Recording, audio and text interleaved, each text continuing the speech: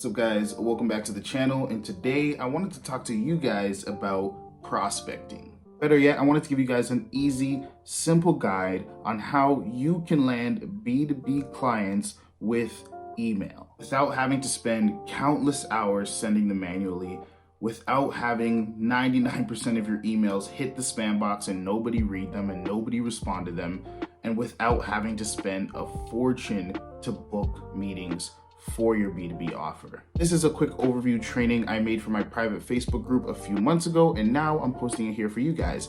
For those of you that don't know me, I'm Ty Martin. I'm a sales consultant, and I help entrepreneurs close more of their sales calls and build better high-ticket offers. If you're someone that wants help with that and you want to see if we'd be a good fit for each other, working together one-on-one to help you do just that, there's a link down below that you can book a call with me and we can have a little chat and see if we'd be a good match. Because I do value your time, that's all I'm going to say. I'm going to shut up now and I'm going to let you guys get right into the training. A lot of people have been asking me about prospecting. A lot of people need to get more appointments. So I wanted to start a guide in here about prospecting and actually setting appointments for yourself so then you can start to use some of these tactics to actually close those calls.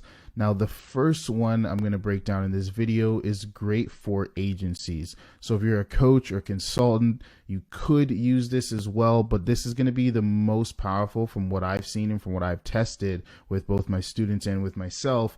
This has been the best for agency offers. Now, there's tons of different prospecting methods that I'm going to break down in this guide. I'm going to go through a bunch of them, but the first one I wanted to break down is cold email outreach. Now, we'll get to other ones like cold calling, group growing, cold Instagram, warm Instagram through Instagram advertising into Messenger. But the first one, like I said, I want to break down is email marketing. And the reason why I like email marketing is because it's the most automated from what I've done. Other than obviously hiring virtual assistants, you can virtually automate any of these strategies. But from a standpoint of just starting out, from a standpoint of just being able to automate it without having a huge portfolio, without having a bunch of social proof, without having to really build up a huge foundation, cold email is the easiest one to get into if you're a beginner, or if you're just not generating a lot of calls, or if you just don't have that massive portfolio, that massive amount of social proof, that massive amount of previous work to really establish yourself in your market and really brand yourself as that authority. Now, you want to be branding yourself and doing those things in the background while you're still doing outreach, while you're still building up that foundation. But I feel like this is a good one to start if you just have a basic agency offer like advertising, email marketing, working with Shopify stores, doing lead gen for credit repair, mortgage companies, real estate agents. Email is really, really great to reach these businesses because some of these older folk that you're probably going to be reaching out to are using email heavily, and it's a really good way to contact them. So we can jump right in here. I'm just going to give a little overview of how you can get started sending your cold emails. I'm going to break down a few things that's going to help you get started right away. So first things first, you want to establish an infinite lead source. Now, obviously, nothing's truly infinite, but you want to be able to go to one place that has a lot of leads. And my two favorite places for those are D7 Lead Finder, which some people don't like that much because of the actual quality and the amount of leads you can get in terms of what information you can pull. But probably my most favorite one would be Apollo. Apollo I like better just because you can actually get people's names, you can get people's LinkedIns, you can get a really good amount of information from them. D7 I like because you can actually find out if you're, going on the higher plans, and if you need to find out that for your offer, you can actually find out if they're, using advertising, if they're using pixels. You can find out good amount of information from here. Again, it all pertains to your offer. But the problem is you're not really going to get much names. Now, you can pull names from certain emails. For example, you can see this one says Chris at, this one says Patrick at. So you can pull names that way from D7, but it's not going to actually pull the names other than the actual business name, unless the business name is the actual person's name. Now, Apollo is really cool because you have a little bit more intricate. You have more filters to play with here. So let's say you're going with mortgage brokers. You can search by company. You can search by people. And even if you do search by company, you can still select your list and then grab the actual people from those selected companies to find out who you actually want to speak to. And not only that, once you find that list of people that you want to speak to, you can also filter by title. So you can filter by founder, owner. You can really get some good information from Apollo. The three things you want to mainly focus on, my internet keeps cutting out today, I'm not sure what's going on.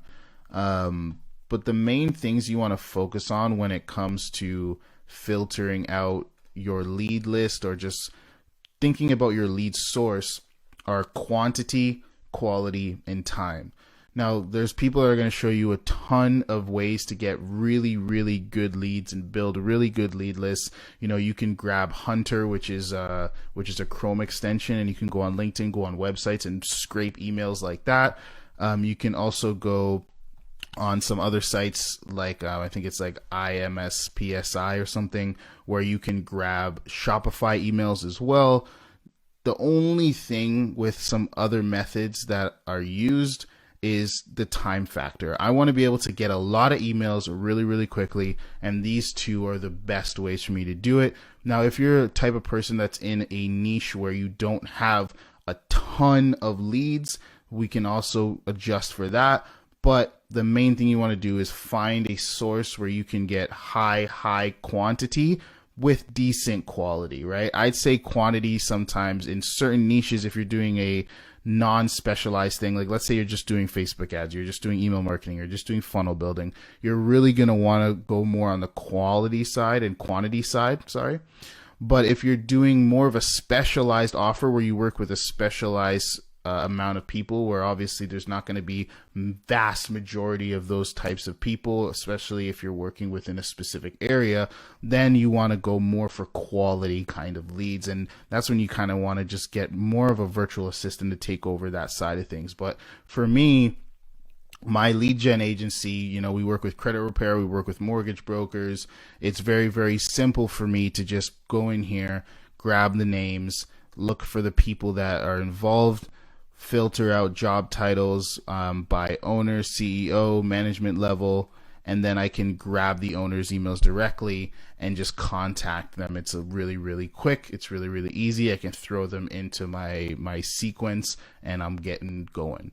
Now, another really good lead source that I use is Facebook groups. Now, obviously, there's people that do organic outreach through Facebook groups where they're just messaging people, DMing a bunch of people from posting in other groups. But what I really like to do is use prospects. So prospects, what this does, it'll actually scrape emails from Facebook groups. So you go to a Facebook group, right? You go to members, prospects is a Chrome extension here. Hit start scraping and it'll actually pull the emails out of the group. So if there's a group that has your specific target audience, you can just pull those people straight out of Facebook groups as well. Again, you just want to have a lead source that has a lot of emails so that you can really keep this thing going for a long time and book a lot of calls. Now, after you identify your lead source and you identify what type of information you can get, so can you get their name, can you get their title, their company name, all of those things, their location if you want to use that in your emails. Once you establish that, obviously there's some of the technical setup kind of things where you want to get a actual domain. Google, pretty cheap, $7 to $15 for a domain and a email inbox. Once you get that inbox, I see a lot of people sending cold emails without actually warming up their email accounts. Warming up your email account is super huge because you don't want to land in the spam box. You're going to have, I get so many cold emails where people are going straight to my spam box because they're just not warming at all. You want to warm your email account for about 10 to 15 days before you even use that new inbox, because you want to build a good reputation with Google or with whatever inbox that you're using. You want to build a good reputation for your domain. The longer you have the domain, the more real and in use and less spammy your domain actually looks in terms of how many emails it's sending out in comparison to how many replies it's getting. The better it'll be for your reputation. The more of your emails will actually land in the inbox and not in spam, not in categories. So what email warming is is essentially an email warming software, or you can do it yourself, but it's essentially just making sure that your inbox is being used. So if you're using an email warming software, it's going to simulate emails being sent out as well as emails coming in of other people contacting you to keep your reply rate up. So as we're doing cold emails, we're going to have a certain reply rate, let's say 5 or 10 or 20 or 30% of the people reply. Great if it's 30-40%, but let's say you just starting out, you're not that good at sending emails, you're probably going to get like a 10% reply rate. You're probably going to get like a 5% reply rate, which is going to really bring down the reputation of that inbox, especially if it's brand new. So you hook it up to an email warming software so that the warming software can keep your reply rate up. To give you guys a quick example, if I show you the warming emails in my inbox, all of this here is simulated by Lemlist, which is the software. I'm going to get into that in a second. The software I use is Lemlist, but it simulates these emails of me sending messages to people sending messages to me, like we're having a real conversation. If you actually read these, it'll make no sense. But what this does is it tells Gmail that this is an inbox that's being used. This is an inbox that people are replying to. This is not a fake. This is not a spam inbox. It's not a fake person. So this is very important if you want to really send high volume, but keep your email inbox in good standing. And just like I was saying, my favorite software, and probably I've used a ton of them, probably the best by far is Lemlist. So Lemlist is about $60 a month is the plan you're going to need to use lemwarm and sending. If you just want to warm it up, you can use the $30 option, but then you don't get any of the sending capabilities. And I can show you a much better option if you don't want to pay full price for the sending and warming capabilities and you still want to warm. But there's lemwarm. This is lemwarm. It's there to pretty much facilitate this. It'll show you how much of your emails are going to spam, how many are hitting the inbox, how many are hitting categories. Right now we're doing pretty good in terms of keeping our emails daily going to inbox only, with only a few, maybe 1 or 2 a day going to categories. So the more we can make hit the inbox, the better. So that's why we want to keep our accounts warm. There's times where I'll do this and I'll crank up the volume, or I'll do less warming, and then your emails will start to see half going to spam, half going to inbox, which is a waste of your scraping efforts. If you're spending an hour, 2 hours, if you're however amount of time, 10 minutes, building your email list, and then half of them go to spam, you're just wasting your time because nobody is actually going to see them. Now, if you don't have the money and you can't get started with Lemlist, and you're saying, okay, maybe I'll just send the emails myself. Maybe I'll just send the emails right from my inbox, or I'll hire a virtual assistant to do it for me instead of spending the $60 a month. You'll just do it yourself. But you still want to warm the account. There's a completely free way to do it, and that completely free way is you can join people's email lists. So when they email you, there's still some messages coming in. You can send emails yourself out to businesses that you know are going to reply. So you can email a bunch of businesses in any niche pretty much and just ask about their products. So, hey, I was thinking of buying X. Obviously, they're going to respond to you because they think you're a customer. If you'd like to just get that back and forth from Google and that back and forth reputation on your domain, on your email address, you can do that. But an even better way is super cheap, is Warm Up Inbox. Now, Warm Up Inbox, it's just $9 per inbox. That's what I'm saying. If you're just going for the warming, don't even bother with this plan. Just go straight to Warm Up Inbox if you're not going to get at least this plan where you can warm and send. Come straight to here, $9 per inbox. You can warm the account and you can send the emails yourself, or you could use a completely other software. But again, you know, if you're going to use another software and pay for it, Hubspot is free, which is a really good one if you want to use a software where you can actually get tracking. HubSpot will track if people open, if people make clicks. It'll have the whole tracking there, and you can use just the free version of HubSpot to send out if you really don't have the funds.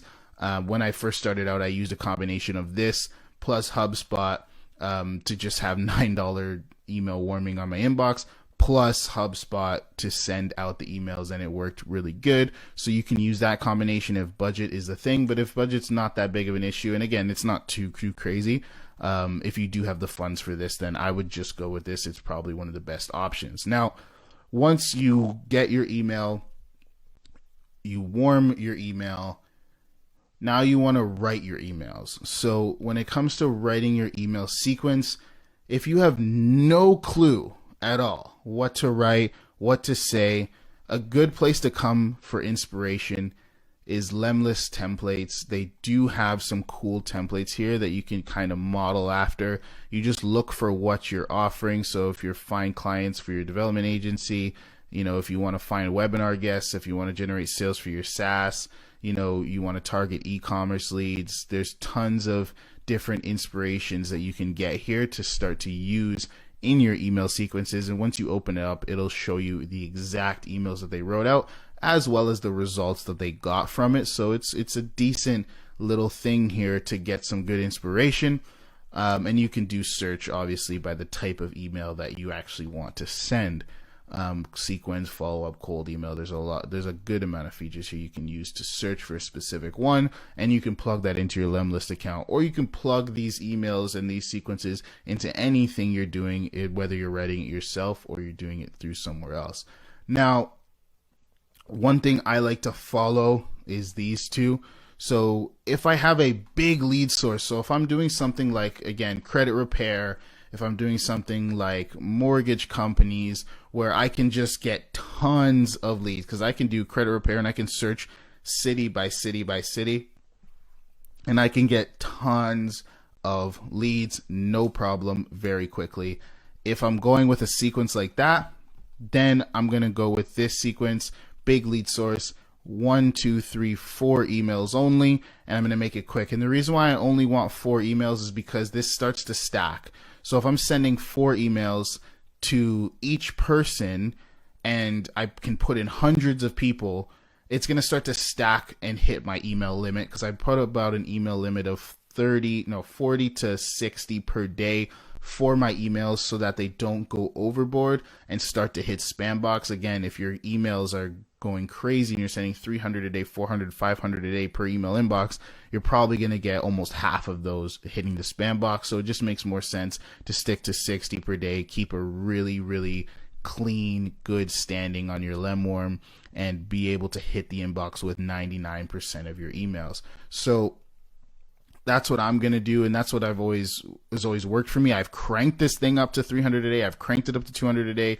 I've cranked it up to 150 a day to see how it goes, and it just started wasting half my leads. Tons of them were going to spam, and I was being marked as like a spammy sender. And I was able to clean the email account, and I use 3 email inboxes right now. And this is what I've just found worked the best. So if you have a big lead source, we're going to send them 4 emails. Each email is going to be about 4 days apart. I know some people do daily, but I found I get better responses when they're 4 days apart. So email 1, we're just going to give them a relevant intro, where we found them, like, hey, found you on XYZ platform. The better you can make this in terms of, generic is like found you on LinkedIn, found you on, Instagram, Facebook. That's really generic. They're expecting that. They probably see that 100 times a day. So the more different you can make this, the higher chance you're going to get a response. Again, this is where you're going to have to kind of gauge quality versus quantity. If you're in a small lead source, I would probably go really custom with this. I would say found you on XYZ, and then I would probably put an icebreaker in here, right?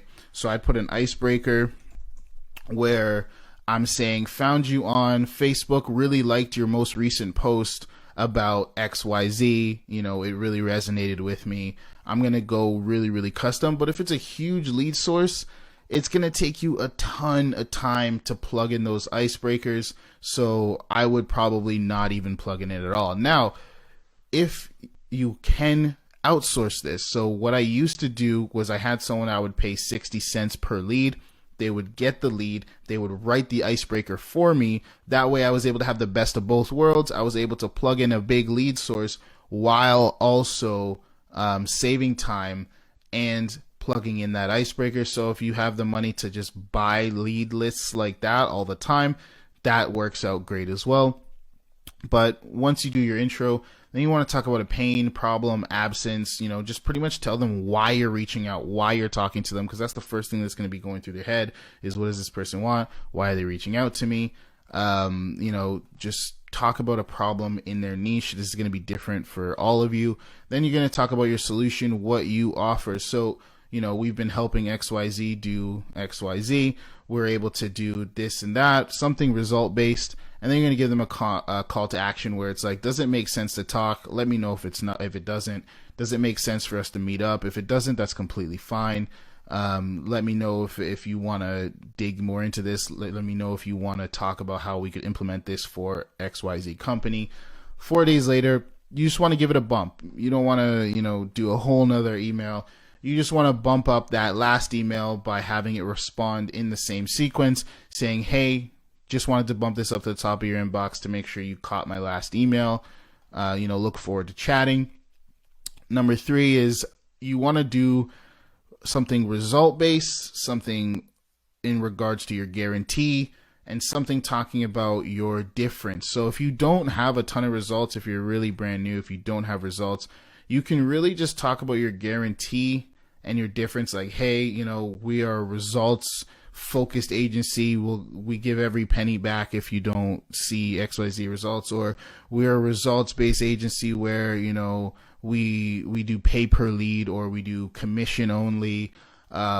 You could talk about the difference and say, hey, the difference with us is we're not just another coaching offer, or the difference with us is, we're a full done for you team that takes care of all aspects, not just one aspect like Facebook ads. If you're like a full size agency and you have multiple freelancers moving in different parts, let's say you're a lead gen agency. One thing that I use in this area for credit repair companies, for mortgage companies in particular, I book them calls in their calendar, not just generate leads. So one thing I'll say here is, hey, we're not just your average lead gen agency.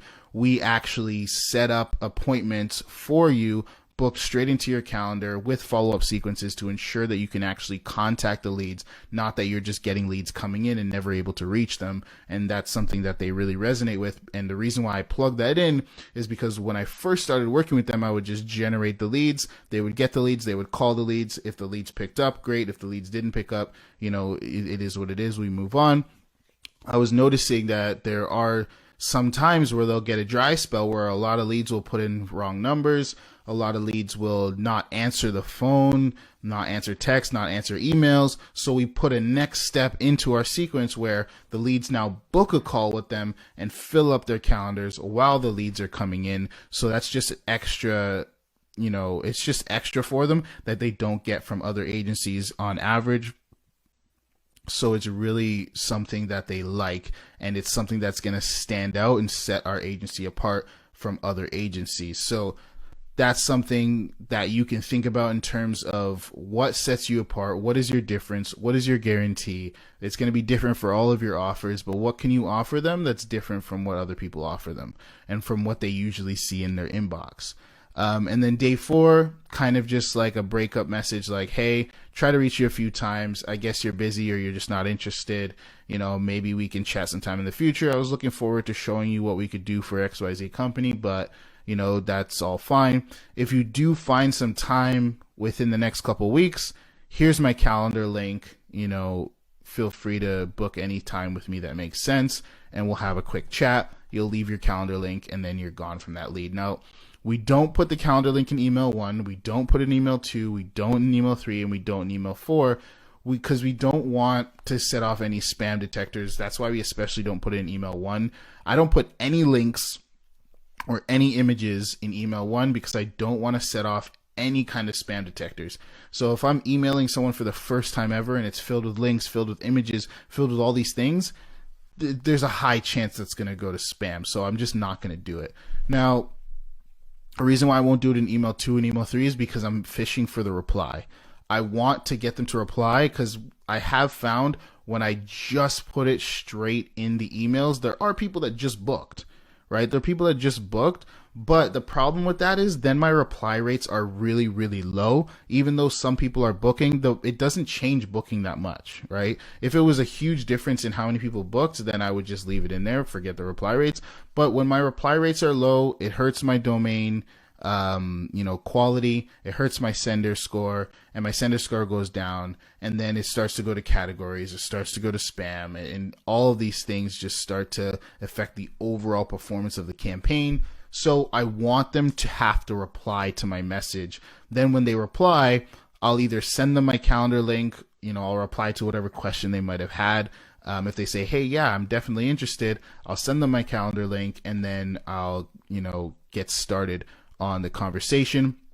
Now, there's a lot of times where I will also just ask them when they're available or just put them in the calendar myself. I won't always send the calendar link. And the reason why is because a lot of people will say, hey, I'm free tomorrow at 10, or hey, call me at 6. Hey, I'm available at XYZ time. So that's when I'll just literally send them the that's when I'll literally just put their information in the calendar link for them. And I just wanted to get an example here for you guys. So for example, we had someone here, email went out, yeah, I'm interested, tell me more. Hey, oh no, this is when we already met, there was other emails. Yeah, so here's a good example here. So yes, I'm interested. Call me at this time. I said, hey, would you like to set a time to speak, or would you like me to call now? Call me tomorrow at 10 a.m. Thanks. So I just put them in my calendar so that I could, set that appointment myself instead of actually having to send them the link and then having them ghost from there. So there's lots of examples like that. This one here, hey, I'd love to chat. I sent the link, they booked a call, great, going from there. This one here, hey, let's talk tomorrow. Like, this is the automated email, right? This is the email that went out automatically. They just said, hey, Ty, let's talk tomorrow. I'll be free anytime after 4. So I said, okay, I'll put you in my calendar for 4. Would you rather do Zoom or by phone? Zoom works. Okay, great. Sounds good. You should receive an email confirmation and the Zoom link. See you tomorrow. And I'm meeting with that person today. So that's just, sometimes it works out where you're sending the link. Sometimes it works out where you're putting them in yourself. But I found that I just want that reply because then it ups my reply stats. And especially us having that little back and forth all helps my sender score, all helps the health of my email. And, that's for a big lead source. The only difference with a small lead source is we have to really squeeze out everything we can out of every lead, and we don't have to worry about sending too many emails because, if the email sequence is 6 on this side, the emails start to overlap, and then it starts to not send the new emails because the old emails are taking so long to send. But if we have a really small lead source, we really have to get everything we can out of every email. So the only difference here is instead of the breakup on number 4, we're going to do a better intro and we're going to re-explain our offer in a better way to try and, just really see if they resonate with that more than the first intro. Then we'll do the breakup, the same thing as email 4.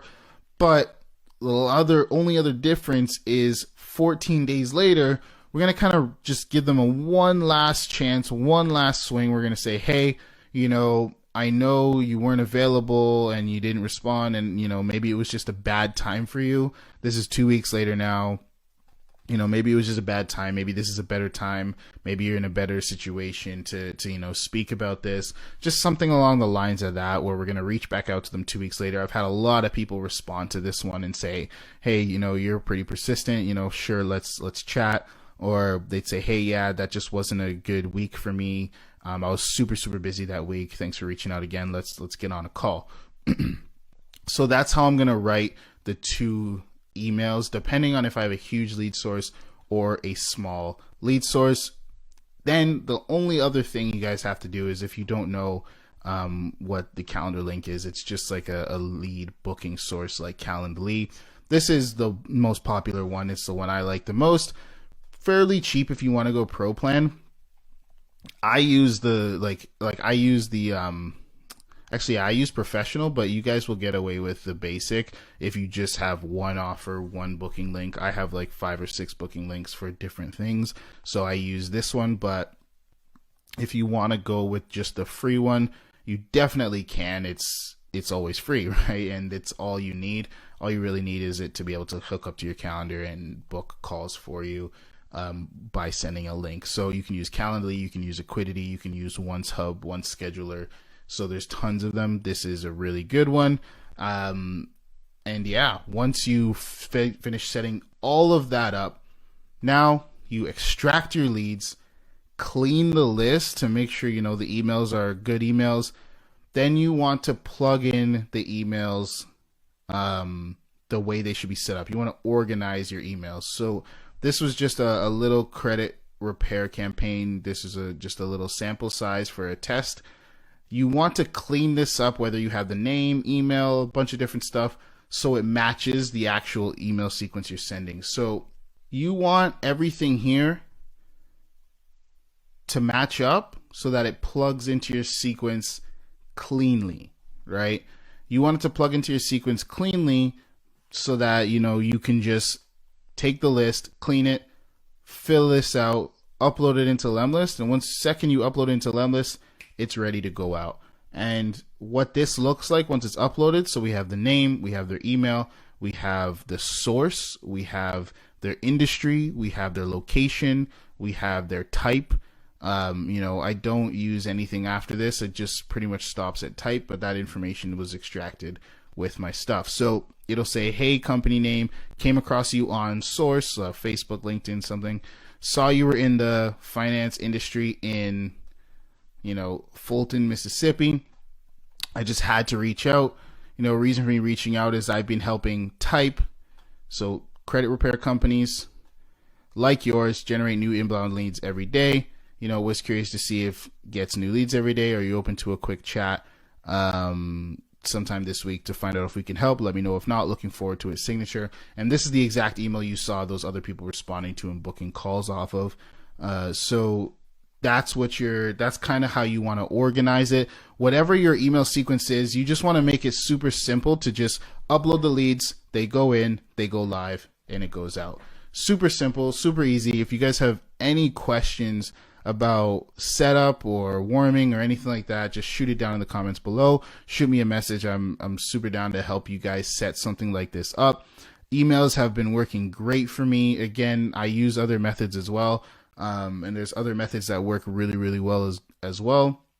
But email is really, really good for agency offers. If you're working with more established businesses, bigger businesses, if you're working with coaches, consultants, if you're working with, you know, younger people in their 20s, obviously using something like Facebook Messenger, organic groups and things like that work really well as well.